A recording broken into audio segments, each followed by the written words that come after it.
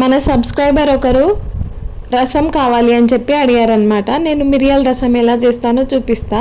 మనకేమీ తినబుద్ధి కానప్పుడు, ఎప్పుడన్నా ఫీవర్ వచ్చినప్పుడు, నోరు బాగాలేనప్పుడు తింటే చాలా చాలా బాగుంటుంది.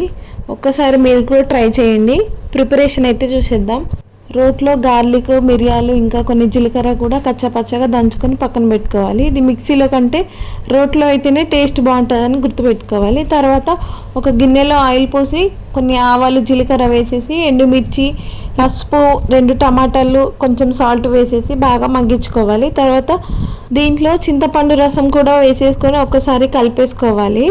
తర్వాత మనం ముందుగా పేస్ట్ చేసిన ఈ మిశ్రమం కూడా వేసేసి, కొత్తిమీరని కాడలతో సహా కూడా వేసేసి, కొంచెం కరివేపాకు కూడా వేసేసుకొని మీడియం ఫ్లేమ్ పైన 2 పొంగులు రానిస్తే చాలు. ఇది రైస్లో కంటే గ్లాస్లో పోసుకొని తాగేంత టేస్ట్గా ఉంటుంది. నచ్చితే సబ్స్క్రైబ్.